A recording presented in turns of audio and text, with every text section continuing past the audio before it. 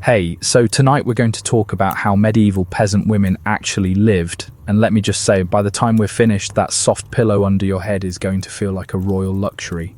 Because what passed for a good day in a 14th century village? Well, it probably involved not dying of rye mold, or childbirth, or both. We're talking dirt floors, communal bread ovens, herbal birth control, and yes, lots and lots of sheep manure. You're about to step into the drafty world of women who knew how to thatch a roof, snare a rabbit, and survive on boiled barley, all before sunrise. We'll drift through England, France, and a few frosty corners of Scandinavia. We'll meet Agnes the alewife, who sold weak beer to her neighbours and got dragged into court for it. You'll hear about sumptuary laws, the strange medieval fashion rules that told women exactly how much fur they were not allowed to wear. And of course, we'll pay a chilly visit to a medieval childbirth room where the midwife's best tools were warm oil and prayer. This isn't the world of queens and ladies in tapestries. This is the quiet, tough, practical world of women who carried eels in baskets, who gave birth crouched in straw, and who knew exactly what a bad omen it was when the cow stopped chewing. So if you're the kind of person who falls asleep to the soothing thought of ancient latrines and slightly cursed porridge, you're in the right place. Before we begin, I'd love to know where you're listening from. Drop a comment with your city and what time it is there. It always blows my mind that someone in Norway is nodding off at the same moment someone else is tucking in down in New Zealand.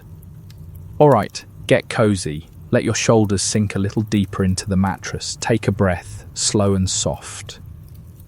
Because you've just woken up in a small wooden cottage somewhere in medieval England around year 1320. The thatch above your head smells faintly of mildew, a chicken is watching you, and the wind slipping through the wall slats tells you it's going to be another very, very long winter. You open your eyes to a low wooden ceiling. The air is damp and slightly smoky, a mixture of yesterday's hearth fire and today's breakfast, which smells like turnips and something that once resembled barley. You're lying on a straw-stuffed mattress, if it can be called that. The straw is old, flattened, and smells vaguely of damp dog. You itch a little. That's normal. Everyone in the village has fleas. You sit up and brush hay from your woolen shift, hand-woven by someone you know and probably related to. It's scratchy, and there's no such thing as spare undergarments. Laundry is a monthly ordeal at best. You glance across the room, a simple one-room cottage, walls made from wattle and daub, with thin gaps that leak light, cold, and the occasional mouse. The fire has burned down to embers. You'll need to coax it back to life with peat or dried cow dung. You'll use it for everything. Warmth, cooking, maybe boiling the lice out of someone's shirt if you're lucky. Outside, a rooster is crowing, though it sounds more like complaining. You'll need to gather eggs before the crows do. Maybe you'll walk to the well today. Maybe your neighbour Alice will come by with gossip about someone's daughter who got caught in the woods with the miller. Again. But first, you pull on your wooden shoes, still damp from the last frost. It's just another morning in 14th century England. And if you're wondering when you get to rest, well, probably not until you're dead. You're squatting on packed earth, clutching a linen cloth in your teeth and gripping the arms of two neighbour women. There are no doctors here, only a midwife named Sybil, who smells of garlic and elderflower and has done this 43 times. She wipes your brow with a damp rag and mutters something about your hips being hopeful. You've been in labour since yesterday. The baby's taking its time. You've seen this go badly. Everyone has. The room is smoky because they've sealed the shutters to keep out spirits. A candle burns in the corner, nestled in a dish of dried sage and wormwood. Someone whispers a prayer to St. Margaret, patroness of childbirth and known for surviving being swallowed by a dragon. You try to think about that. The pain pulls you in and out of the present. Sybil checks your progress with her hands. She doesn't wear gloves because those don't exist. She tells you to push, you do. The scream that escapes your lips is nothing unusual. If the baby comes out crying, there will be relief. If not, there are rites for that too. The village priest is on standby, just in case. You think of your other children, 2 living, 1 buried behind the chapel wall. This is what it means to be a woman here, to bear life while standing 1 foot in death. You're stirring a steaming pot of wet grain, the wooden paddle creaking as you mix. The smell of yeast and malt fills the cottage, almost masking the usual scent of smoke and cabbage. You are what they call an alewife, a woman who brews and sells ale from home. Everyone drinks it. Water isn't exactly reliable, and ale is weak enough to give to children. Your ale is decent. You learned from your mother, who learned from hers. You add a touch of rosemary, if you can afford it, and boil it just long enough to kill the weevils. But you've been summoned to manorial court this week. Again, the local reeve says your ale was too weak last Sunday and your measuring pot might not meet regulation size. The ale tasters, yes, that's a real position, found it suspiciously thin. You suspect it's because you refused to give one of them a free cup. There are rules now. Women like you are required to hang a broomstick above your door when ale is for sale. You did, but that doesn't seem to matter. You sigh, pour some of the finished brew into a cracked wooden tankard and sip. It's bitter. You'll have to water it down if you want to stretch it for market. You stare out the door at the muddy road and wonder how long you'll get away with this. It's honest work, but honest doesn't mean safe. You sit at a small upright loom, hunched and quiet, your feet aching from the cold stone beneath them. Your task, turning sheep's wool into wearable fabric. It's spring, so the fleeces are fresh. That's good. They still smell like sheep. That's less good. You card the wool first, pulling it through rough metal teeth to straighten the fibers. Your fingertips are raw by the time you're done. Then you spin it into thread, using a drop spindle if you're lucky, or your own thigh if not. Weaving is slow, deliberate, and relentless. You do it for hours. The wool creaks and snaps. The pattern is simple: over, under, over, under. Women are expected to make most of the household cloth. If you're married, your husband's tunic was likely made by your hands. If you're not, someone still expects you to clothe younger siblings, cousins, or an elderly uncle with a fondness for moth-eaten cloaks. The parish priest once gave a sermon about vanity and women wearing red. You remember thinking, if only I had enough dye to be vain. The cloth you make will be rough, the colour of oatmeal, and will shrink the first time it rains. But it's warm, and warmth in this life is worth more than beauty. The church bells are ringing, though no one seems quite sure why. There's no written invitation, no satin gown. Your daughter is 14. Her betrothed is 19, a flax farmer from 3 fields over. He smells of mildew and sour wine, but he owns a cart, which counts for a lot. The marriage was arranged weeks ago, a practical decision. She'll move in with his family, help with the flax, bear children, ideally many. It's what you did. You help her braid her hair, tie a clean linen shift around her waist. She's nervous, you're more so. The priest stands in the chapel doorway, muttering through the Latin vows, which no one truly understands. A witness sneezes. The groom looks at his boots. Your daughter says yes, in a whisper.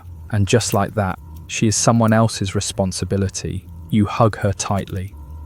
Later that night, you sit by the hearth, stirring the ashes. You wonder if she'll be all right. You hope she's strong. And then, quietly, you go back to weaving. You're kneeling on cold flagstone, hands folded, lips dry. The priest watches you through the lattice. You can't see his face, only the edge of his robes, dark wool, patched and stained with wax. You've been summoned to confession again, not for murder, not for theft, but for something worse, apparently, talking too much. It began last week when you mentioned, in passing, that Matilda the baker had been a little too friendly with the cobbler's apprentice. You thought it was obvious, everyone saw them by the river. But then Matilda's aunt heard it from someone else, and someone else heard it from your cousin, and now here you are, being lectured about idle tongues and the devil's whispers. The priest recites a passage from James, something about bridling the tongue. You nod solemnly. You've heard it before. The village women know this dance. Gossip is inevitable in a place this small. But when men do it, it's called counsel. When women do it, it's a sin. You promise to be better, to speak less, to pray more. He assigns you penance, 3 Hail Marys, and no meat on Sunday. You didn't have meat anyway. Outside, you walk past Matilda's bakery. She doesn't look up. You think about the things you didn't say, about your brother's drinking, about the Reeves' debts, about the strange light you saw near the woods last week. You tuck them into the quiet corners of your mind. The truth is, words are one of the few things you own. Stories, suspicions, little strings of power wrapped in breath. And here, even that is suspect. You kneel beside your bed later, whispering your penance with eyes half closed. The straw rustles under your knees. Somewhere outside, an owl calls once, then silence. You drift off, wondering if silence too can be sinful. You're hunched over the cooking pot, stirring slowly. The contents: water, half a cabbage, a fistful of barley, and the wilted ends of whatever you managed to salvage from the garden. It's November, which means the turnips have turned. The onions have sprouted odd white fingers, and the beans, well, the less said, the better. The cottage is cold. You've stuffed moss in the window cracks, but the wind still snakes in. The baby is wrapped in 2 layers of wool, both of which smell faintly of goat. Your mother-in-law is coughing again. She insists it's nothing, but you know the sound, low, wet, and getting worse. Your husband comes in, stomping mud off his boots. He brings news. The Reeve is demanding grain for the Lord's storehouse. You nearly laugh. You haven't seen decent grain since midsummer. He shrugs, says he'll find something. That usually means another argument with the miller. You divide the soup into 6 uneven bowls. You take the smallest. You always do. The children don't complain, but they stare into their food as if willing it to be more. After the meal, you chew a sliver of salted root and suck the marrow from a small bone saved from last month's pig. You try not to think about spring. Spring is still too far, and the larder too empty. You light the fire with dried twigs and sheep dung. The smoke rises thick. You close your eyes and imagine baked bread, butter, sweet apples. You haven't tasted an apple in a year. You drift to sleep next to your children, curled like spoons, stomach aching. Outside, the wind sighs through bare trees. Tomorrow you'll try again. There is no other plan. You kneel on a reed-strewn floor, scrubbing at something that may once have been wine, or blood, you don't ask. The Lord's manor is 3 times the size of your entire village. You were brought here as a servant, not quite a serf, but not quite free either. The steward watches you from the doorway with the eyes of someone looking for reasons.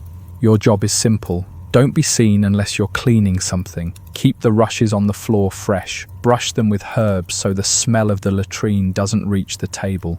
Don't touch the tapestries.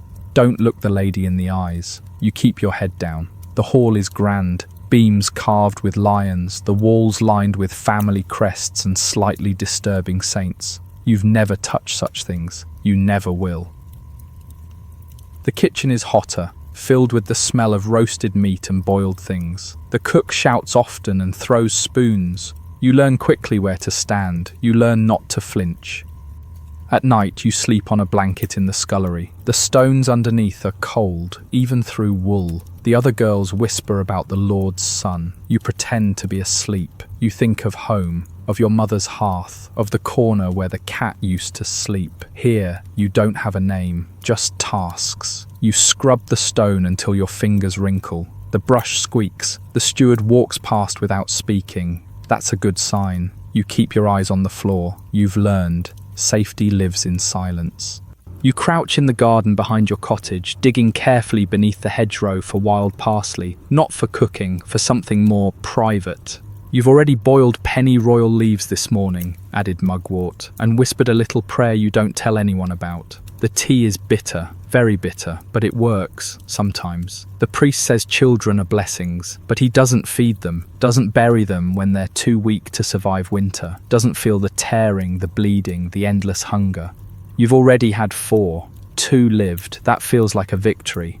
So you sip your bitter brew, wincing at the taste. You crush juniper berries for later. You tuck the dried roots in a little cloth sack and hide it under the hearthstone. You don't talk about this with the other women, not openly, but you've seen the same plants drying in Agnes's windowsill. You've seen Sybil the midwife gathering tansy with a knowing look. There's always risk. If someone tells the priest, you'll be accused of sorcery. But what's more dangerous? Witchcraft or starvation? The line between wise woman and heretic is thinner than thread, but you walk it anyway. You pour the tea into a clay cup, still warm, a quiet act, a quiet rebellion. You drink it down and carry on. You're washing your underclothes in the stream, furtively, quickly, before someone comes by. The cloth is stained deep, rust red. There's no word for this, really. Everyone knows it happens, but no one talks about it directly. The priest preaches impurity. The men look away. The older women nod quietly. You're taught not to enter the church during your bleeding days. You're considered unclean. Once a girl bled onto the rushes in chapel. They burned them. You feel the ache in your back, low and constant. The cramps twist in your belly like knotted rope. You brew a tea of yarrow and raspberry leaf. It helps a little. There's no cloth thick enough. No solution but layers, drying lines, secrecy. You bury the rags under ashes when you're done. They say if a dog finds them, it'll go mad.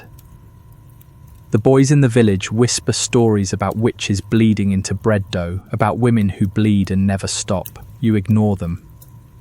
You walk back from the stream with your clean linen in a basket, eyes downcast. The trees are bare. The wind smells like snow. Back home, you add wood to the fire and sit by its glow. You curl in close and say nothing. It's just another part of life. But you can't help wondering why life has so many rules for pain. You hear the news in whispers first. A merchant's wife in the next village, suddenly feverish, boils, blackened skin. The priest says it's God's will. The midwife mutters about rats. You've lived through this once already, years ago, or maybe twice. The plagues come like seasons now, with no warmth. You take what precautions you can. You burn juniper branches and hang sprigs of lavender above the door. The house smells like smoke and crushed flowers, which is better than the smell of the sick. The village priest walks through the lanes in his heavy robe, swinging a censer. The air chokes with incense. You dip your fingers in ash and make the sign of the cross on your children's foreheads, just in case. The baker's wife is sewing leather masks with herbs tucked in the beak. They're for the dead collectors, not you. You can't afford that kind of protection. You tell the children to stay away from the well. Someone says the water's cursed now. Someone else says it's the cats, so the boys start chasing cats through the alleys. You sit by the hearth, slowly boiling vinegar and sage. You soak cloth in it and tie it around your mouth when you leave to fetch firewood. You say a prayer for every step. And still, you know it might not matter. You remember the last time, the smell of death so thick it clung to your clothes for weeks, the mass graves, the silence after. You pull your shawl tighter, the fire crackles. In the distance, a bell tolls, but not for service. Tonight, you sleep with a knife under your straw pillow, an old superstition for warding off pestilence. It probably won't work, but in these times, belief is all you can afford. It's St. Bridget's Day, and for once the village feels almost cheerful. You wake to the sound of bells and the distant beat of a drum. The reeve has declared a day of rest, not out of kindness, but obligation.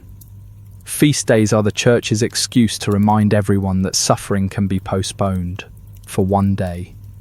You pull on your least worn shift, brush your hair with a comb of carved bone, and follow the trail of villagers trudging toward the green. There are ribbons in the trees, a makeshift table with oat cakes. Someone's brought out last autumn's mead, still slightly sour, but drinkable if you squint. Children chase one another through the mud. A troupe of travelling players performs something that was probably meant to be a saint's tale, but now involves a devil with a pig mask and a lot of falling down. You laugh, out loud. That happens less than it used to. There's music too. A battered fiddle, a drum made from a stretched calfskin. You know the rhythm, your feet know it better. The women gather together, not working, not weaving, just being. Someone brings out a carved whistle and begins a slow tune. You hum along. Later, there's a blessing in the chapel, where the priest tells you to give thanks for the harvest that wasn't quite a failure. He warns of pride. You listen with half a mind, the mead warming your chest. By sundown, your hem is soaked in mud, your shoes lost somewhere in the grass, and your cheeks ache from smiling. It's a borrowed joy, short-lived and shallow, but it is joy all the same. You sleep beside the hearth that night with the faint smell of honey and ash still in your hair. The old woman in the next cottage died last night. No one heard her go. This morning the air smelled wrong. You offer to help. Someone has to. The others look away. She has no family left, just a cat who now yowls beneath the bed.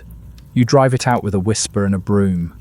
You find her body curled in her blanket, face half turned to the wall. Her eyes are open. You close them gently. There's no embalming, of course. No undertakers, just you, a bowl of cold water and linen you cut from her own bedding.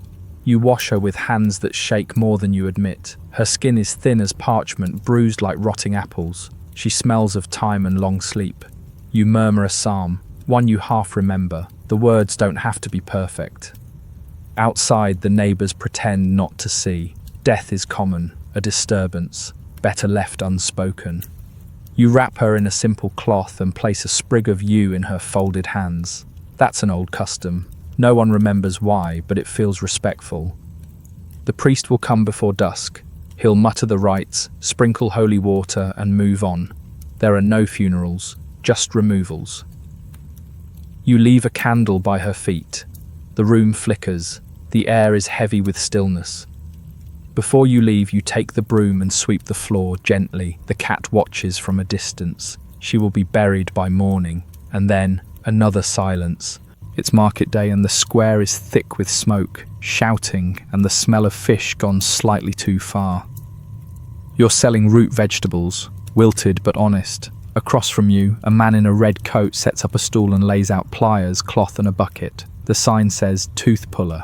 He's not a doctor, no one is. But he has strong hands and questionable experience. That's enough.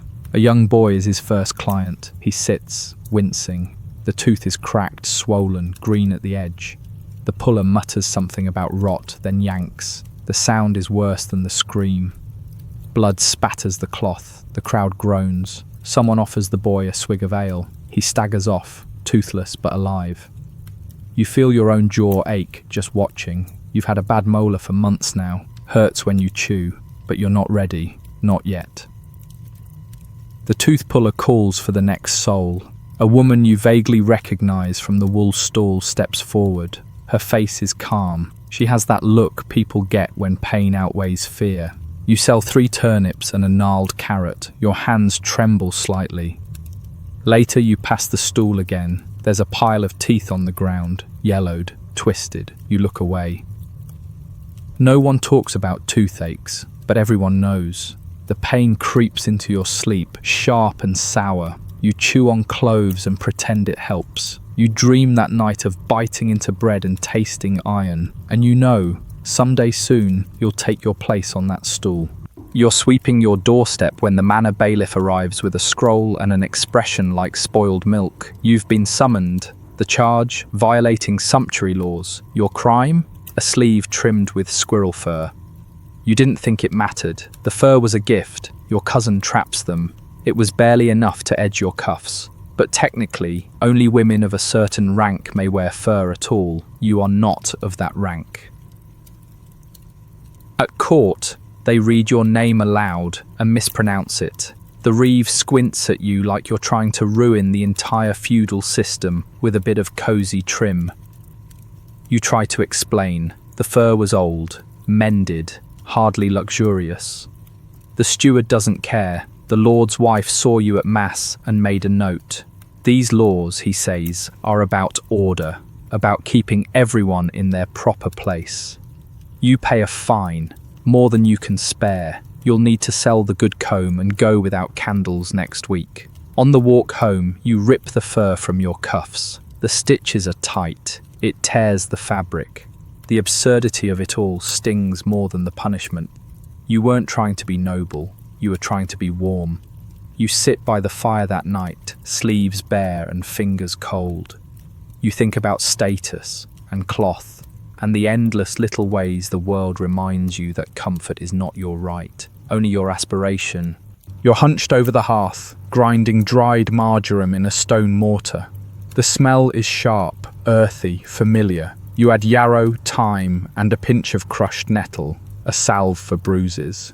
The old woman next door took a fall. Nothing broken, but her leg has swollen like a loaf left too close to the fire. You wrap the paste in linen and carry it across the lane. The priest stops you outside her door. He frowns at the smell of your herbs and asks if you've been trained by anyone official. You smile politely. There is no such thing, only what your grandmother taught and what the midwife mutters when she thinks no one is listening.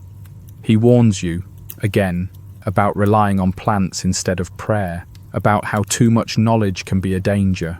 You nod, say nothing. He doesn't stop you, just watches, with that vaguely unsettled look men get when they don't understand something but wish they did. Inside, you unwrap the swollen leg. The skin is blotched with purple and yellow, tender to the touch. The old woman winces, but says you've always had healer's fingers. You spread the salve gently, the herbs cool the skin, you tie the linen snug. The priest's sermon rings in your ears, something about Eve, about temptation, about the unnatural ways of women who know too much.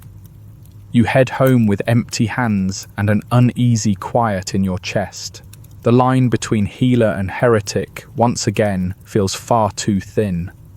Still, the swelling is down by morning, and no one argues with results. You are sitting on a low wooden bench, your ankles and wrists locked in the stocks. It's raining, of course. The punishment is for public disorder, specifically raising your voice at the market when the reeve short-changed your sister on a sack of flour. You didn't scream, you didn't throw anything, you just said, calmly, that he was a cheat. That was enough. Now you're here, in the square, as the village children point and giggle. One throws a cabbage leaf. It misses. Your hands are starting to cramp. You shift your weight. The bench is damp, the wood rough. A splinter has embedded itself in your palm. You focus on the clouds, on the shape of them, like fraying wool. A woman you know walks by without meeting your eyes. Another leaves a crust of bread nearby. She doesn't look at you either. This is how they keep people quiet. Not with dungeons or chains, but with embarrassment, with cold feet and staring eyes. You remember your mother warning you, the less you speak, the less they notice. But it's hard to stay silent when someone cheats your family. You endure the afternoon, counting the hours by the bell tower chimes. At dusk, someone unlatches the stocks. You stand slowly, stretch your arms, walk home with wet shoes and a dull ache in your spine.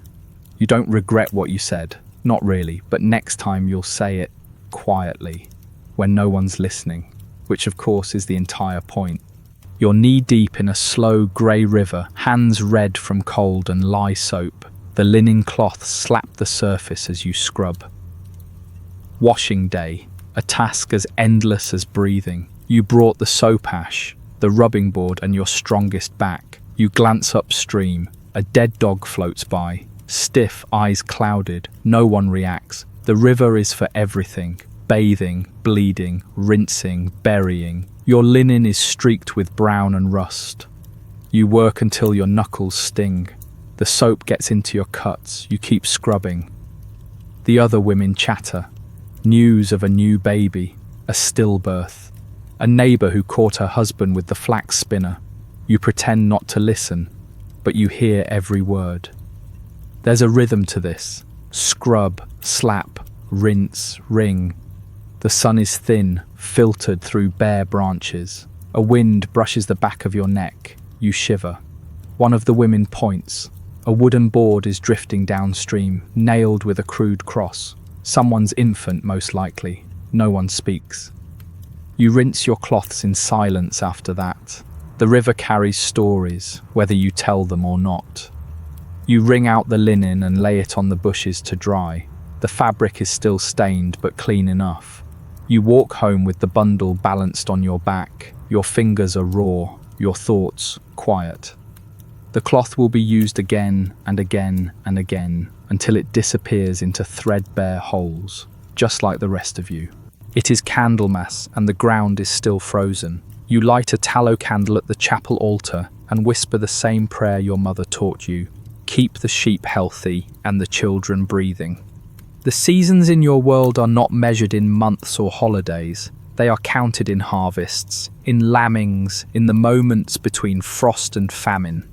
You plant onions when the first bird calls before dawn. You pull weeds when the sun hits the chapel roof at midday. You gather firewood by the light of a moon that looks too thin to be trusted. You live by signs, moss on the north side, the colour of the hawthorn bloom, the way the wind shifts before it rains. There is no calendar, not for you, only the aching of your knees and the hunger in your belly. At midsummer, you light fires on the hilltop. At Michaelmas, you pluck the last of the apples and pray the cider will last. You celebrate the solstices with small, silent gestures, a new ribbon on the hearth, a whisper to the field spirits. The priest disapproves, but he's never kept chickens through a snowstorm. You mark time with your hands. You can tell the season by the cracks in your knuckles, by the weight of the wool, by the sound of the wind slipping through the thatch. You grow old without knowing exactly how many years have passed. You count them by births and burials, by harvests failed or survived, and so the world turns, slowly, relentlessly. You bow your head and whisper another prayer. The candle flickers, the mud clings to your hem, time keeps moving, and so do you.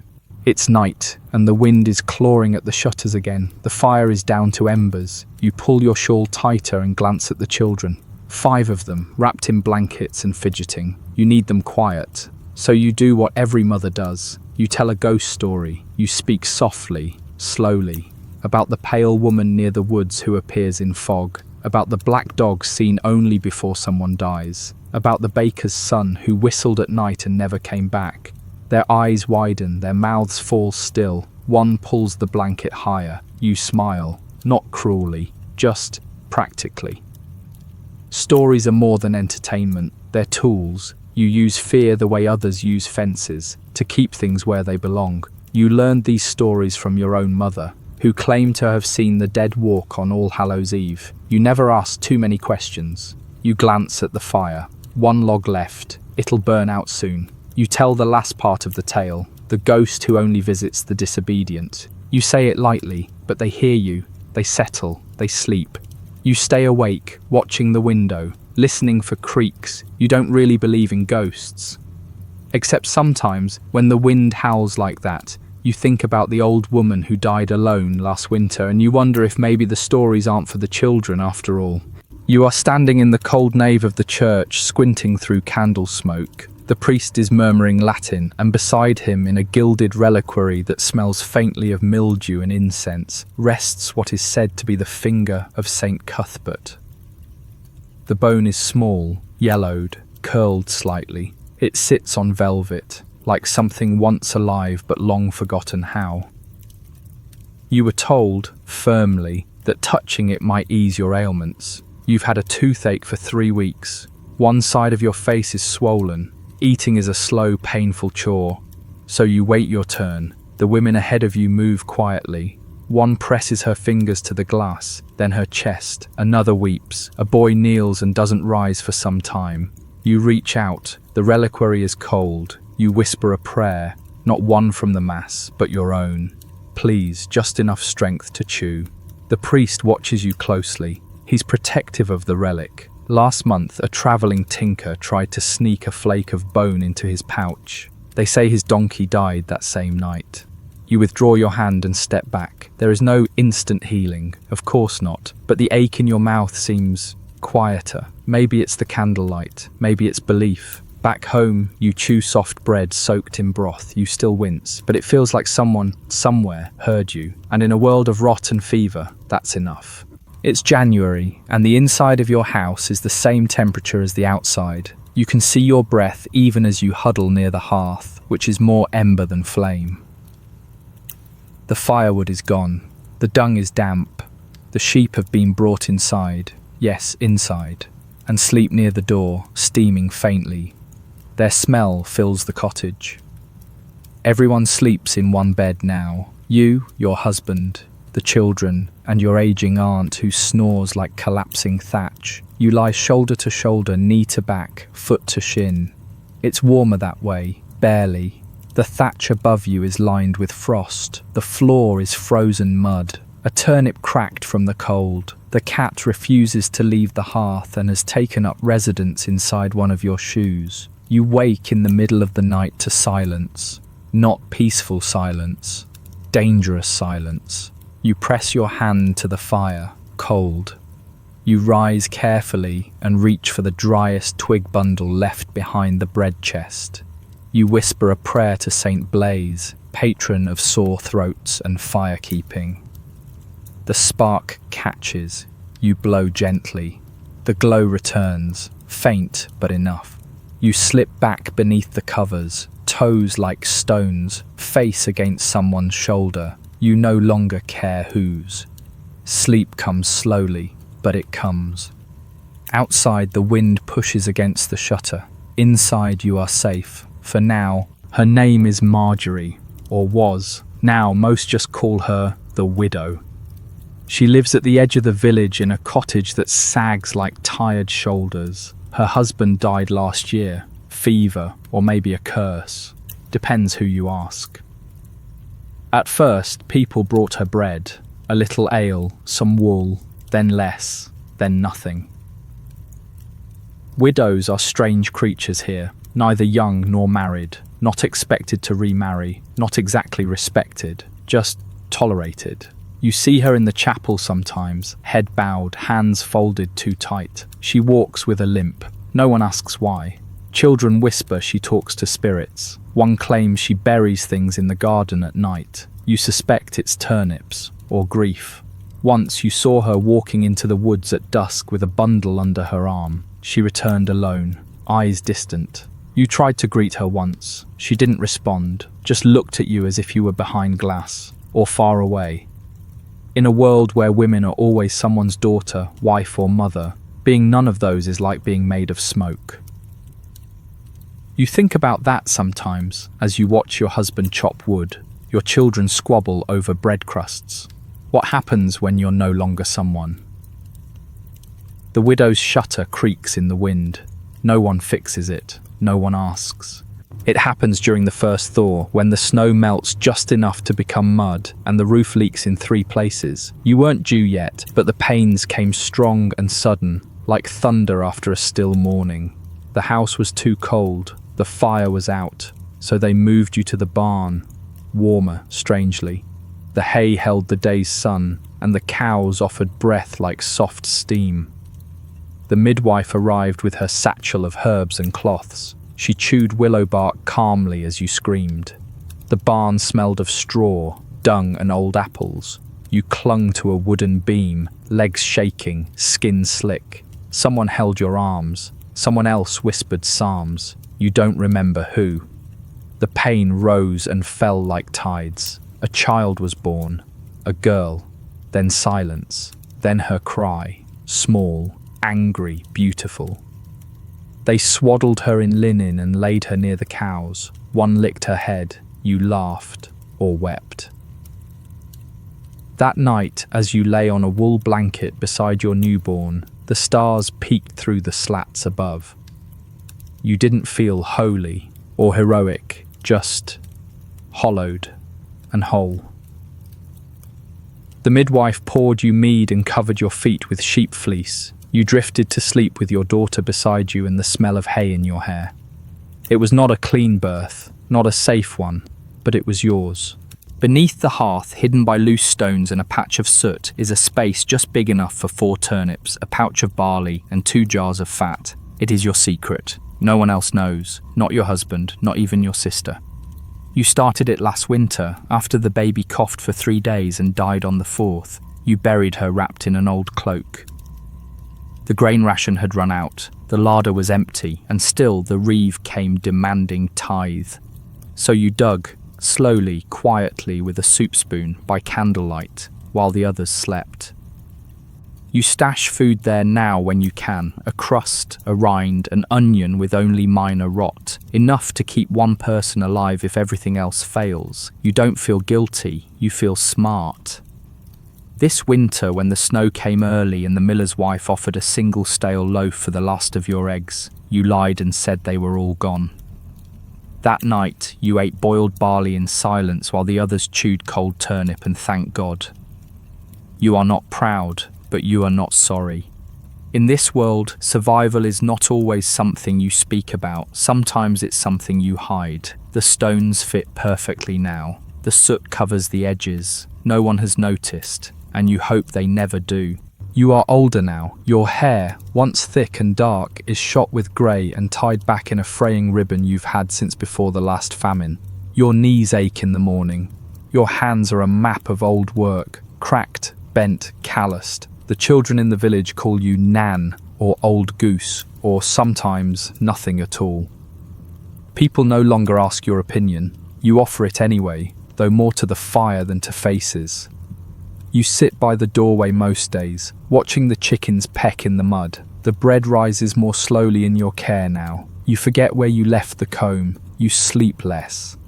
The young women bustle past with baskets and full arms. You see yourself in them. In the stride, in the muttered prayers, in the quiet rage just behind their eyes. Once you carried a newborn through a snowstorm. Once you stitched your own bleeding feet. Once you whispered to the saints and to the weeds, hoping both were listening. Now your memories drift like smoke. You try to hold on to names, your mother's voice, your sister's laugh, your husband's hands before they trembled. People still come to you for remedies sometimes, for stories, but fewer each year.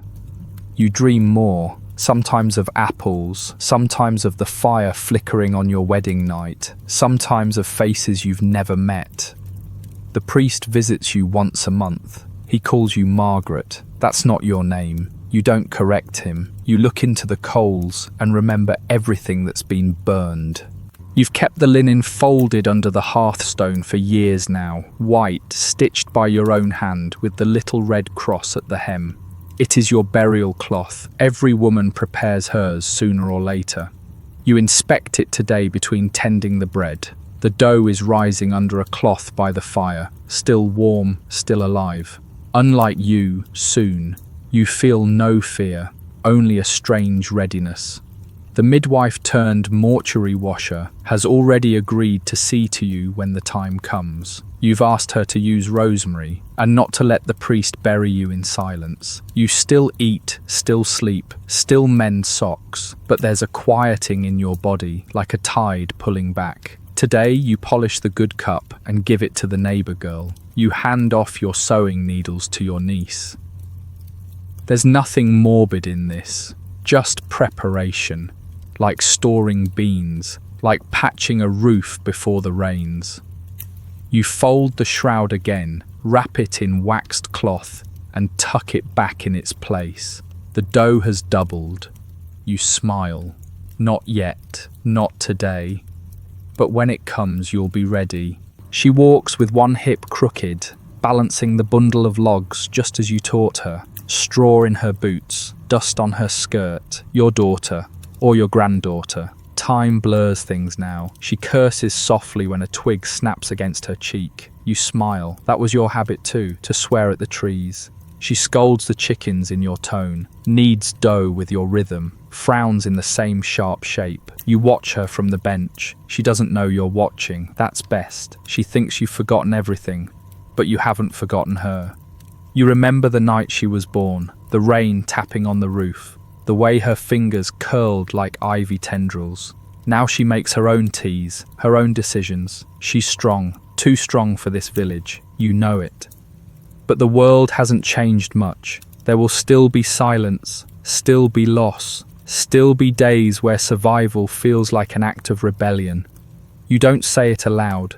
She wouldn't listen, not yet.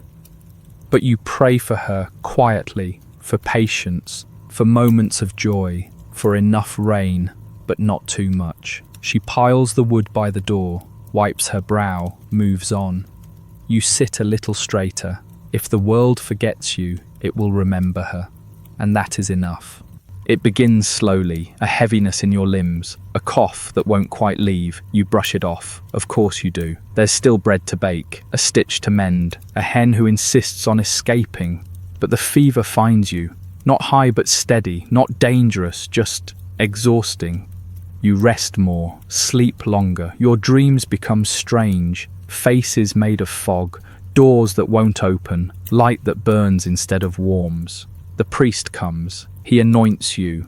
His thumb is cold. You sip broth someone else has made. You listen to the fire as if it speaks. You forget how long it's been since you stood without help. They say you've had a good life, as if survival is goodness. You smile when they say it, but inside, you know it's not about good or bad. It was just life. You close your eyes. You hear children giggling in the lane, the sound of a pail being filled, wind over the roof. You let go of names, let go of aches, let go of the endless morning chores. And then, softly, you go. No wailing, no drama, just the quiet end of a quiet life, like a candle flickering down. The cottage stands still now. The door is shut, the chimney cold, a chicken still roosts out back unaware. Your name, whatever it truly was, becomes part of a sentence. Remember the old woman who always had mint for coughs. They say you lived through the bad winter, that you once slapped a reeve for grabbing too close, that you had a birthmark shaped like a crow's foot. Some of it's true, most of it isn't, but that's how memory works. A young girl walks past your door, basket in hand. She glances at the house. She doesn't know why, but she feels something, a weight in the air, a shape just beyond language. Maybe she'll ask her grandmother. Maybe her grandmother will say, "Oh, that's where the wise woman lived, the one who kept bees or ghosts or both." You are gone now, but not entirely. You are in the stitched seam of a wool cloak passed down, in the taste of a bitter herb tea brewed without explanation, in the tale told beside the fire to quiet the restless. You were never famous, never written in a book, but you were here. And for a while, you were everything.